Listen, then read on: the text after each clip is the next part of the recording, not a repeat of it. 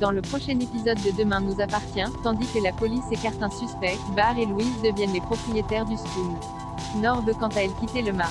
Attention, les paragraphes qui suivent contiennent des spoilers sur l'épisode de Demain nous appartient diffusé demain soir sur TF1. Si vous ne voulez rien savoir, ne lisez pas ce qui suit. Mercredi 8 septembre dans Demain nous appartient. La police écarte un suspect sans nouvelles depuis la veille, Audrey tente désespérément de joindre Jordan. En vain, certaine que son frère finira par rentrer, Lizzie essaie de rassurer sa mère mais rien n'y fait, Audrey est morte d'inquiétude. De son côté, Jordan se balade dans les rues de la ville et finit par se faire arrêter par la police.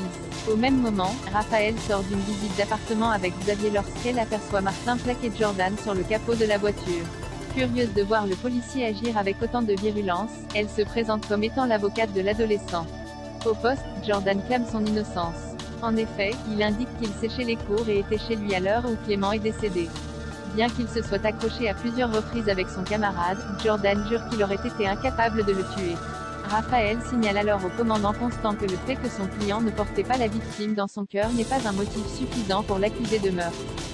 Tandis que l'avocate ordonne sa libération immédiate faute de preuves, Martin refuse en précisant avoir assez d'éléments pour demander une garde à vue ainsi qu'un prélèvement ADN.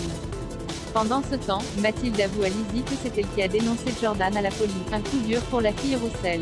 En colère, celle-ci assure que son frère est innocent avant de partir.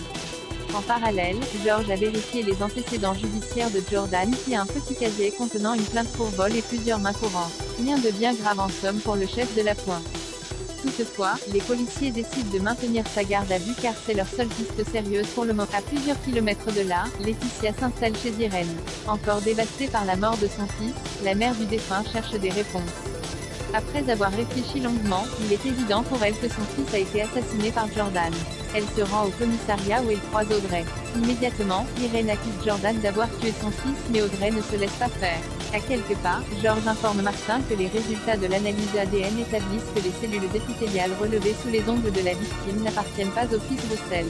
De plus, le bornage de son téléphone prouve qu'il était bien chez lui au moment des faits. Jordan est donc innocenté. En fin de journée, Mathilde soigne une blessure sur son bras. En remarquant des griffures, Louise la questionne sur le responsable de ces marques. Barr et Louise deviennent les propriétaires du Spoon. C'est officiel, Barr et Louise sont désormais les nouveaux propriétaires du Spoon. Souhaitant ouvrir le restaurant dans 2 jours, le couple se met alors à la recherche d'un chef cuisinier. Après avoir rencontré plusieurs candidats, ils font la connaissance de Vanessa Lehmann. La jeune femme, qui a besoin de changer d'air, a quitté son poste dans un restaurant étoilé pour travailler dans une structure plus modeste et ainsi avoir plus de marge de manœuvre dans ses créations. Dans la mesure où il la trouve très motivée, Barr et Louise lui demandent de faire ses preuves en cuisine. Lorsque Flore et Alex viennent pour une dégustation, les recettes bistro-gastro proposées par Vanessa ne font pas l'unanimité. Une situation qui ne plaît pas du tout à la chef qui n'hésite pas à qualifier Flore de bourgeoise.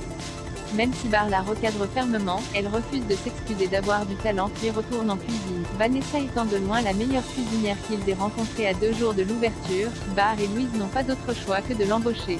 D'ailleurs, Louise pense savoir comment la gérer.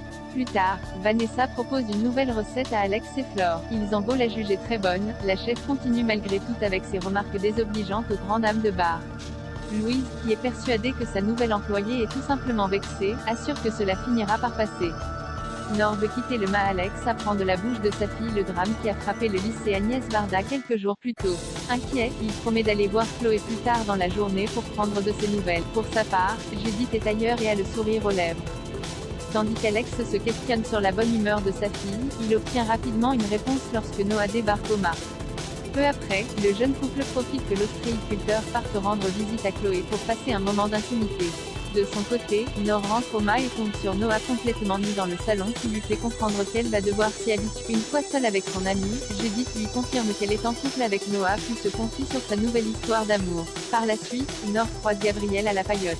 Alors que ce dernier projette de quitter sa chambre étudiante car il ne supporte pas le bruit du bar à salsa voisin, Nor envisage quant à elle de quitter le mât car elle ne veut pas tenir la chandelle maintenant que Judith est en couple. Compte tenu de la situation, Gabriel a donc une idée qui pourrait les arranger tous les deux.